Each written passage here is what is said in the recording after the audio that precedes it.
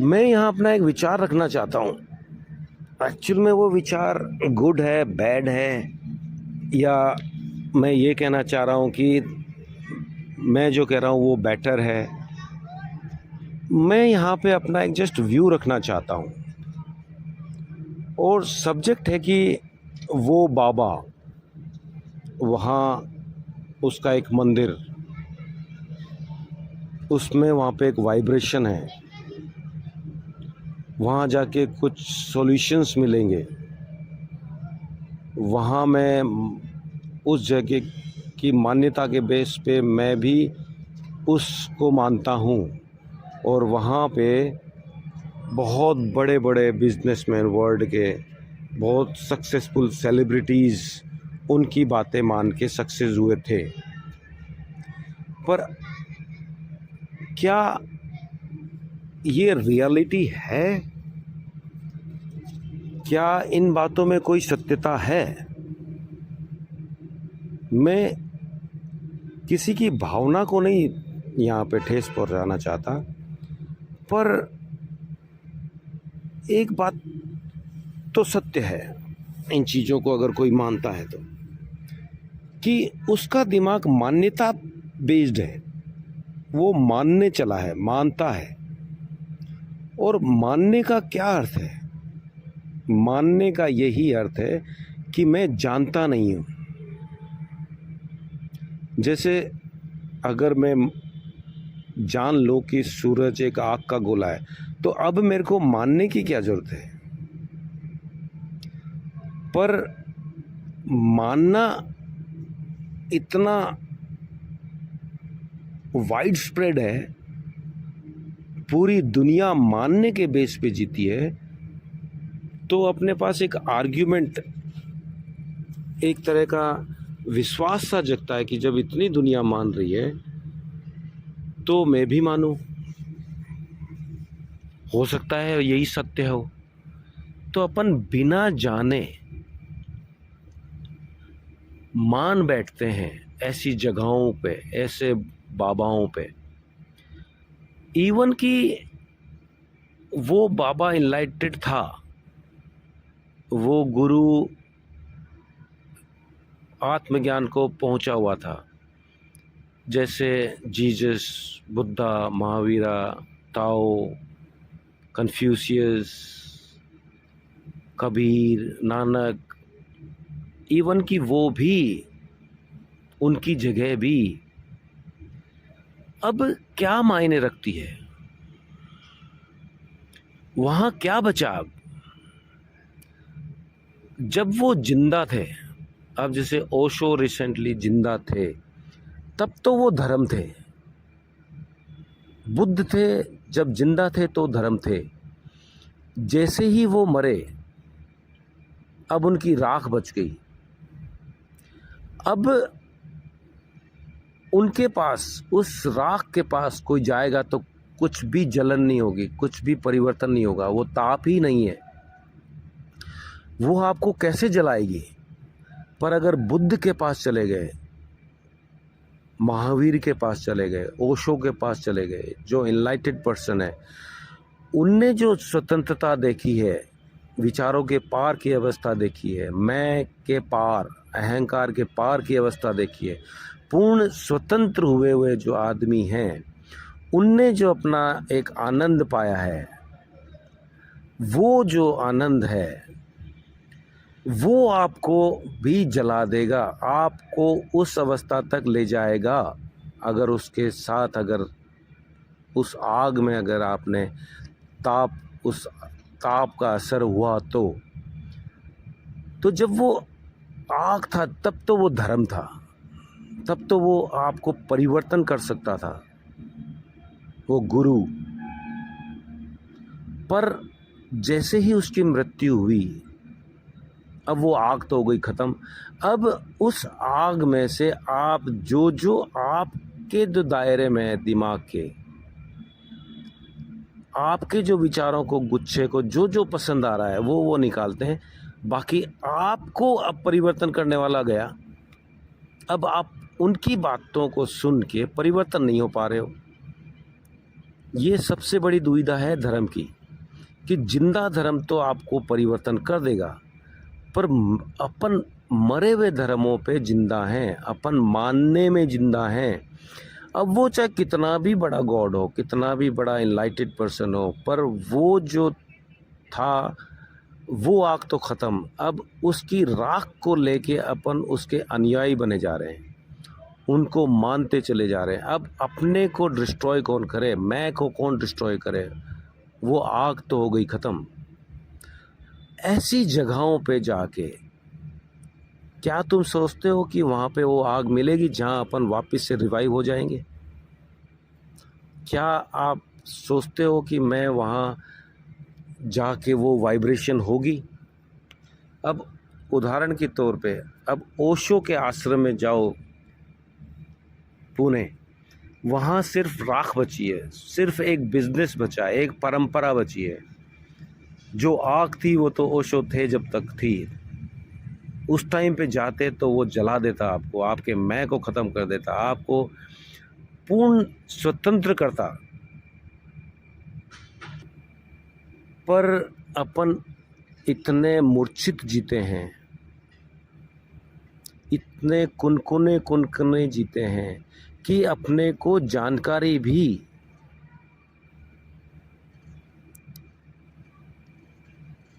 इतनी अच्छी लगती है कि अपन उसको भी ज्ञान मान के स्टोर कर लेते हैं, सेव कर लेते हैं, उसको भी एक प्रॉपर्टी बना लेते हैं। उन बातों के मायने क्या हैं, वो इंडिकेट क्या कर रहे हैं, वो इशारा किस तरफ है उनका, वो नहीं समझ पाते। पर अगर वो जिंदा के पास चले जाओ तो वो अब आपको आपका होना, आपको आपके दर्शन करा देने तक, क्योंकि जब उनको वो जो स्वतंत्रता, फ्रीडम, निर्विचार अवस्था, उस परम आनंद, परम शांति को जो प्राप्त हुए, अब उन इतने बड़े आनंद को वो आपको देना चाहेंगे ही, आपको वो उस अवस्था में ले जाएंगे ही। पर अब ये किताबें, ये भाषण, ये जगह, अब ये क्या मायने रखेगी? ये सिर्फ राख है, इनमें कोई मतलब नहीं है। किसी भी जगह, किसी भी धर्म, किसी भी मंदिर, मस्जिद, कोई भी तीर्थ, कितने भी बड़े आदमी का तीर्थ हो, कोई मतलब नहीं है। तो मैं यहाँ कहना क्या चाह रहा हूँ? मैं ये कहना चाह रहा हूँ कि अगर धर्म को जानना है, उस वाइब्रेशन को टच करना है, उच्च बोध, उस परम शांति को, उस परम आनंद को अगर भोगना है, तो एक ही रास्ता है कि अपन अपने दायरे से कैसे निकलें। अपन ने जो अपना एक विचारों का गुच्छा बना रखा है, उसको कैसे डिस्ट्रॉय करके अपन उसके पार जाएं। ये जो पाथ है, ये पाथ है धर्म का, और सारे गुरु, सारे भगवान सिर्फ इसी दिशा में इंगित करते हैं, इसी दिशा में इशारा कर रहे हैं। पर अपन जो मूर्छित हैं, अपन बेवकूफ़ों की तरह मान्यताओं पे चले आ रहे हैं कि वहाँ जाके कुछ मिलेगा, वहाँ पे ज़्यादा वाइब्रेशन है, वो गुरु ज़्यादा अच्छा है, ये धर्म ज़्यादा बेटर है। ये सारे के सारे मरे हुए धर्मों के पीछे अपन चल पड़े हैं। अगर सही धर्म को अगर जानना है तो अपने आप को डिस्ट्रॉय करना ही पड़ेगा, और अपने आप को डिस्ट्रॉय अगर अपन सेल्फ ना कर पाएँ तो यह इनके प्रवचन है, इनके इंडिकेशंस हैं, इसको अपन फॉलो करें। सिर्फ जानकारी इकट्ठी करने से कुछ ना होगा, उनके इंगित, उनके जो इशारों पे जीना पड़ेगा। और इससे भी अच्छा एक उपाय है, इसीलिए अपने को गुरु चाहिए, अपने से बड़ा जानकार चाहिए, जो अपने को सही दिशा दे वो आदमी चाहिए, तभी तो गुरुओं की ज़रूरत पड़ती है। तो जो अपने से एक कदम भी अगर इस स्पिरिचुअल आत्मज्ञान में आगे बढ़ा हुआ, उसका साथ, उसका सत्संग, उसके साथ उपवास, उसके साथ वास करना, उसके पास रहना, ये अगर मौका मिल जाए तो वो आपको भी उस अवस्था तक ले जाएगा। ये गुरु का काम है। असली गुरु वही होगा जो ना कि आपको धर्म से मुक्त कराएगा, वो आपको अपने से भी मुक्त करा देगा। और गुरु तो कभी बांध ही नहीं सकता, क्योंकि उसने जो स्वतंत्रता का जो परम आनंद पाया है वो किसी को कैसे बांध सकता है। तो कोई भी गुरु चेला बना ही नहीं सकता, फॉलोवर्स बना ही नहीं सकता। हालांकि उनके फॉलोवर्स होंगे, पर वो कभी भी अपने शिष्य, अपने चेले, फॉलोवर्स नहीं रखेगा। और वो जो फॉलोवर्स भी अगर होंगे उसके साथ, वो भी स्वतंत्र होने के लिए इकट्ठे होंगे, ना कि उससे बंधने के लिए। और जो गुरु नहीं है, जो पंडित है, पुजारी, मौलवी या जो धार्मिक पीपल हैं, वो आदमी को बांधेगा अपने विचारों के गुच्छों से, अपने परंपरा से, अपने रीति रिवाजों से, अपने धर्म से। इसीलिए मैं ये कहता हूँ कि जो भी ये स्थान है, जो भी ये धर्म है, रीति रिवाज हैं, ये सारे के सारे एक तरह की मान्यताएं हैं। इनमें कुछ भी सत्यता नहीं है, हो भी नहीं सकती। अगर इस भाषा में आपको अगर ना समझ में आ रहा हो, तो इसको मैं अगर थोड़ी भक्त की भाषा में अगर समझाऊं, क्योंकि ये भक्त जो होता है, एक तो ध्यानी होता है, ज्ञानी होता है, वो ज्ञान के रास्ते से एनलाइटेड में पहुंचता है। तो अभी की जो भाषा है वो तो ज्ञानी की भाषा बोली, पर एक अलग तरह का भी व्यक्तित्व होता है जो भक्ति भाव से पहुंचता है। उसको कुछ भी मतलब नहीं है इन चीज़ों से। वो डिवोटेड है, उनको ऐसी जगहों पे, ऐसे तरीकों से, भक्ति से, पूजा पाठ से, इनसे पहुंचना है। तो वो क्या रास्ता है? एक्चुअल में देखा जाए तो दोनों तरीके में अपने आप को ख़त्म करना ही है। भक्त कहता है कि तू, मैं नहीं। तो भक्त अपने आप को पूरा का पूरा ही सौंप देता है। तो उस तरह के व्यक्तित्व के लिए ऐसी जगह बहुत वैल्यूएबल है, बहुत उसके भाव को एक्सिलरेट कर देगी। उन जगहों पे वो अपने आप को अच्छे तरीके से सरेंडर कर पाएगा, अपने मैं को वहाँ पे खाली करके आ सकता है वो। पर उस अवस्था को भी अगर अपन कहें तो वो भी एक तरह की निर्विचार, निरअहंकार की अवस्था होगी। पर अगर भक्त भी अगर मैं करके एक तरह के ईश्वर को, एक तरह की जगह को, एक तरह के गुरु को अगर मान ले, तो वो फिर कैसे स्वतंत्र होगा? वो उससे बन जाएगा। तो भक्त की जो भाषा है वो ऐसी भाषा है कि उसको सरेंडर होना है, उसको इस पे, उस पे, ए पे, बी पे, इस जगह में, उस जगह में सरेंडर नहीं होना है। क्योंकि अगर ए से की जगह पे सरेंडर होगा तो ए से बन जाएगा। वो ए को कैसे छोड़ेगा? वो कृष्ण पकड़ लेगा या राम पकड़ लेगा या बुद्ध पकड़ लेगा या जीसस पकड़ लेगा, पर वो जीसस से बाहर तो नहीं पहुंच पाएगा ना। तो भक्त की भाषा भी यही है कि उसको अब खाली होना है, छोड़ना है।